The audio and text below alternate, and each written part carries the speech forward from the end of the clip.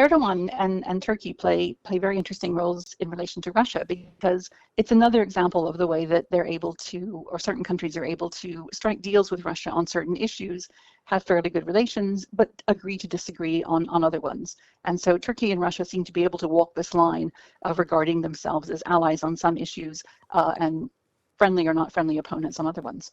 So, what do you think is driving this alliance? I mean, did we get it right in the intro there? Is there something else going on?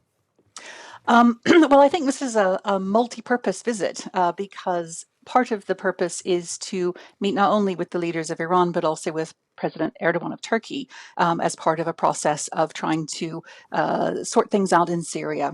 And so they're going to be discussing Syria and their differences and trying to find a way forward which will prevent conflict from rising up again.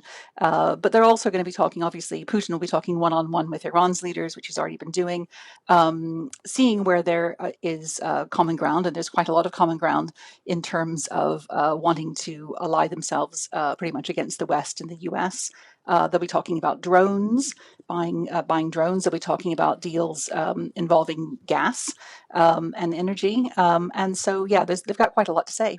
How close could an accord between Russia and Iran actually be? And how threatened should the NATO alliance, of which Turkey is a part, be by this? Yeah.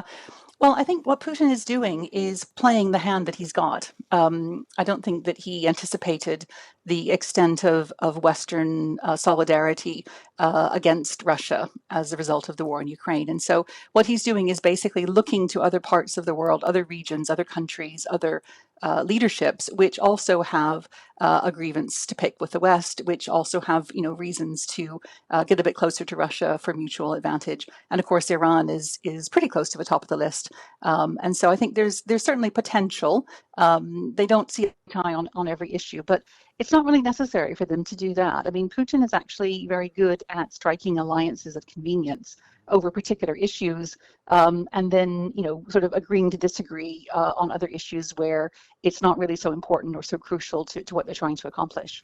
And when he goes to Iran, well, he's in Iran at the moment, could he be thinking this is what Russia might look like if these sanctions continue for years?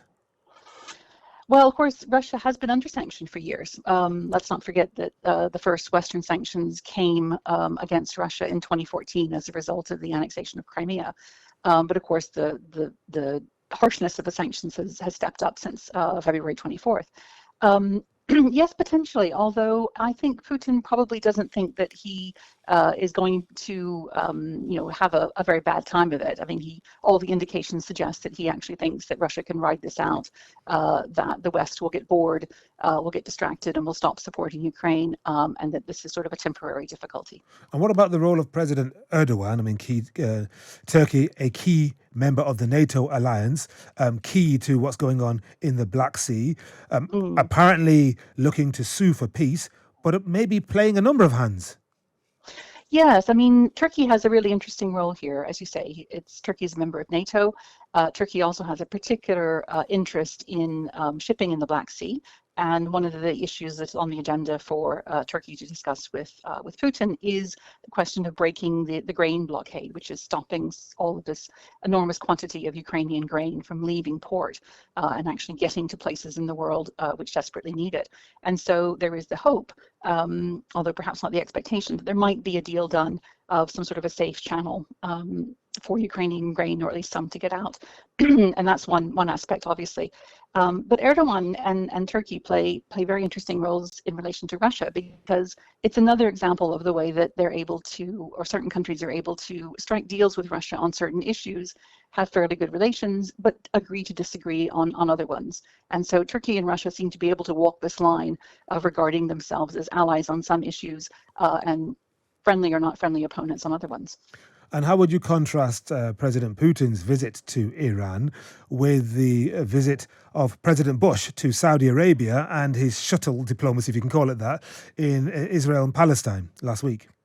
Yeah, so Biden is obviously trying to shore up American alliances in the Middle East, and you can see echoes of the Cold War clearly with what's going on. You can see Moscow and Washington sort of choosing sides as children would in a playground game. You'll be on my team and you'll be on the other team, and so it is very unfortunate that we're seeing this return to sort of Cold War era thought about the world and dividing different regions into sort of spheres of influence almost. But yeah, that seems to be what's happening at the moment. And would it be fair to say that there are many more countries out there that are in a neutral, nuanced position as opposed to I'm with Russia or I'm with quotes the Mm, West? I mean, for example, most mhm, African countries haven't necessarily declared their enmity toward Russia as a result of mhm, the invasion of Ukraine. They haven't done, mhm. Western countries' bidding. Exactly. And I think it's really important to remember, as we sit in the West, there is a tendency to emphasize the unity of the West as though it were the whole world against Russia, and that's far from the case. There are many parts of the world, as you say, many countries in Africa and other places which really do not want to have to choose a side.